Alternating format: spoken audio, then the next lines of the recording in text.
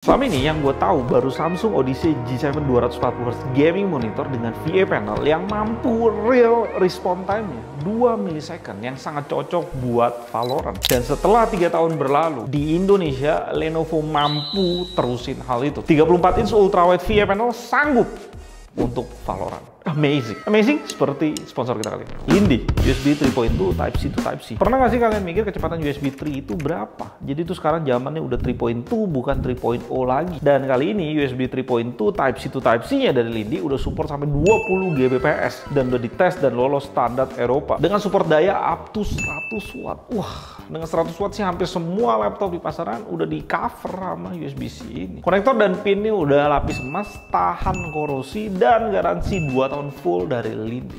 Cek barangnya di deskripsi di bawah.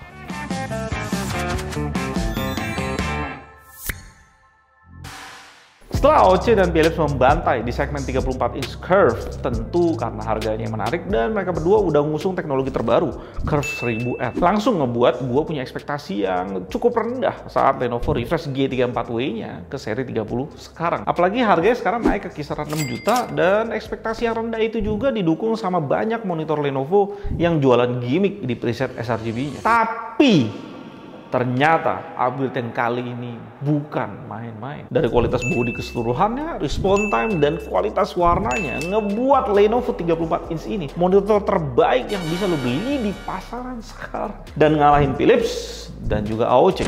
Kalau lu nggak lihat 1000R yang mereka punya ya, karena Lenovo di sini cuma 1500R.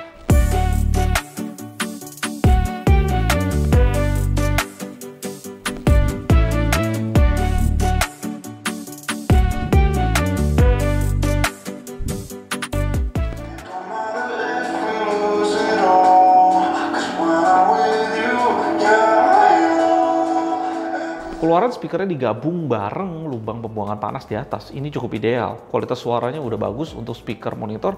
Nggak mendem, suara cukup clear, bassnya sih sedikit aja berasanya. Dan ada beberapa keadaan dimana suaranya itu kurang bulat dan soundnya agak nyaru di high pitch. Sisanya cakep aja dan ini salah satu speaker monitor yang bagus dan cukup enak dipakai pas lu males pakai headset. Upgrade yang paling kerasa ada di stand dan kakinya yang berganti desain keseluruhan, yang sekarang jauh lebih padat dan kokoh. Kesannya sekarang lebih kental ke gaming banget gitu. Dan gabungan aksen kilap dan doff dari bagian depan ini ngebuatnya semuanya jauh lebih mewah dari seri sebelumnya. Yang bikin gue amazed dan kaget ada di kualitas response time-nya. Panelnya boleh panel VA, tapi kualitasnya mempetin kualitas IPS luar biasa. Di preset off biasa aja kualitasnya di 10 millisecond, kita bisa push terus sampai level 3 di mana response time jadi 30% lebih cepat di 7 millisecond dan error rate masih sangat aman 6,7%. Ini preset terbaik di monitor ini yang kalian bisa pakai karena level 4 overshoot udah muncul nggak karuan. Response time terbaik Lenovo ini bahkan bisa mengalahkan Lenovo G2720 dan juga 24G2 SPU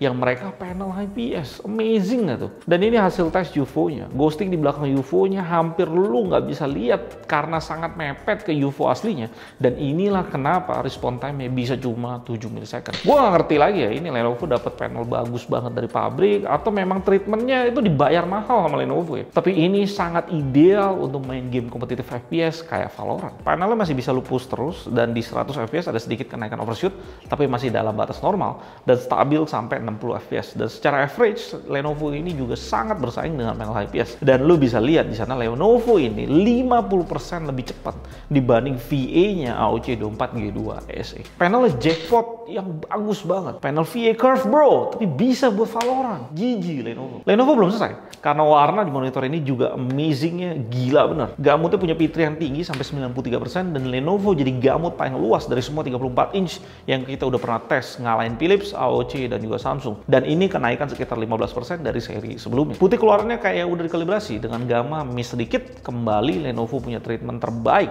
dari semua 34 inch yang gue udah tes. Langsung ngebuat saturasi dan akurasi pitrinya hampir sangat akurat di 6. Kembali Lenovo jadi 34 inch terbaik di pitri. Dan seperti biasa defaultnya akan oversaturated di sRGB.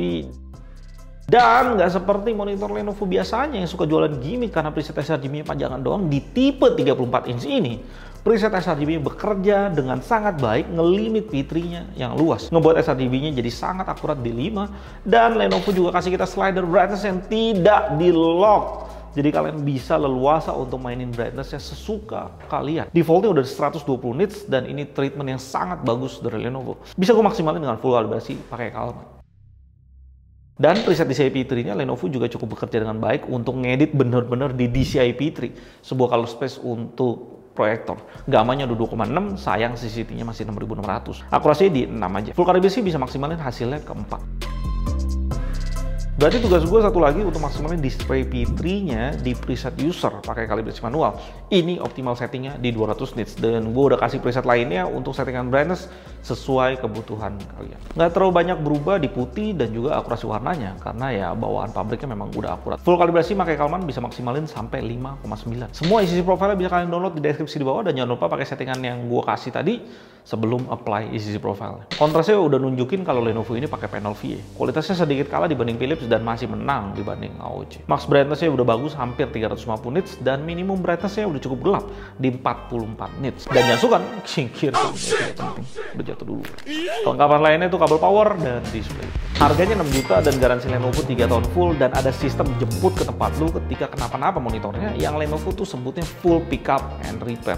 Lenovo bukan hanya jemput ngambil monitor ya, tapi dia balikin setelah selesai servis. Enak bener, lu bisa hubungin kontak centernya di sini. Dan dengan harga plus garansi kayak gitu, Lenovo ini jadi monitor terbaik ultrawide gaming yang bisa lu beli sekarang ini. Bukan hanya itu, dengan hadir di tipe 1 ini, Lenovo ngelakuin pembantaian massal dan masif. Lenovo membantai habis LG Indonesia dan Xiaomi Indonesia. Lu bisa singkirin semua monitor ultrawide LG dari pertimbangan lu. Gak ada spek, harga, dan tipe yang baru yang mampu lawan Lenovo ini dari LG. Sekalipun ada pun, garansi LG cuma 1 tahun. Jadi langsung singkirkan LG, bahkan dari wishlist lu semua. Berikutnya tentu Xiaomi Indonesia. Dengan 34 inch yang masih lawak itu langsung dibabat habis sama Lenovo 1 ini. Xiaomi Indonesia masih jual harga end user per hari ini masih 6,1 juta. It's just idiotic pricing. Udah telat masuk, tengil garansi 1 tahun, best harga weekend gift. Tolong minggir lah, karena lu gak make sense di 2022 sih Indonesia. Gue udah bilang sama lu dari April 2021 kemarin, udah setahun lebih. Dengan jualan 7 juta, itu stupid pricing. Bahkan super stupid pricing. Apalagi di 2022 kayak gini ya. Harga Xiaomi 34 ini sudah sentuh di 4 juta di China. Kalau lagi promo bisa sentuh 3,5 juta men. Dan dengan hadirnya Lenovo ini yang bisa ngedit di 3 color space sekaligus. Dan masih bagus buat kompetitif gitu. Xiaomi Indonesia langsung ditebas, lu coret langsung monitornya, sangat tidak make sense di 6 jutaan. Pilihan Xiaomi Indonesia cuma ada satu, ngikutin harga di China di 4 juta. Atau nggak jualan itu 34 inch. Karena kalau dia turuninnya dikit-dikit doang, 5 jutaan gitu ya. Nggak perlu Lenovo yang nebas. Jakarta Notebook yang ngabisin. Udah bagus, kemarin keputusan di 34 inch di discontinue. Sekarang malah jadi lawakan super. Itu monitor resmi di Indonesia. Berikutnya, Lenovo ini juga mampu dan akan ngebuat Philips 345 M2 CRZ dan juga AOC CU3433S harus turun harga. Buat kalian yang nggak tahu, selama ini kedua monitor itu goib di pasaran karena mereka berdua yang berkuasa di 34 inch. Terakhir Philips dijual 6,6 juta dan AOC masih dijual 7,2 juta. Padahal kita tahu kedua monitor itu sekarang udah di 5,5 juta. Philips dan AOC bisa jual agak tinggi karena kemarin ini kurangnya persaingan. Tapi dengan adanya Lenovo 1 ini, mau nggak mau keduanya harus turun harga. Karena kelebihan keduanya cuma di 1000R, tapi slider brightness di lock di preset sRGB yang ngebuat Lenovo ini jauh lebih worth it dibeli di harga yang lebih murah sekarang. Belum lagi, gue nggak yakin AOC dan Philips bisa punya kualitas response time sebagus dan serendah yang Lenovo kasih di sini. Good job Lenovo buat launching monitor gila satu ini yang membantai dan jadi batas terbaik yang mesti dilewatin brand lain untuk masuk ke 34 inch. Ya bisa gue bilang Lenovo tuh jadi barrier to entry yang sangat jijik. Dan memang Lenovo Indonesia juga lagi ngotok banget perang di market untuk mau geruk market share sebanyak-banyaknya. Ya targetnya pasti market share LG ya, dihabisin. Karena tipe 1 ini bahkan gue nggak bisa temuin di China pas video ini dibuat. Dan ketika lu Google sekalipun, website Lenovo resminya belum launching. Berarti ini benar-benar fresh banget dari pabrik, modelnya 2022 dan langsung datang ke Indonesia. Brandnya niat, monitornya jijik, kelar bos semuanya. Dan kalau kalian mau support gue, bisa belanja pakai link di deskripsi bawah. Thank you buat hal itu, gue dari GT Adi. Sampai jumpa dan tetap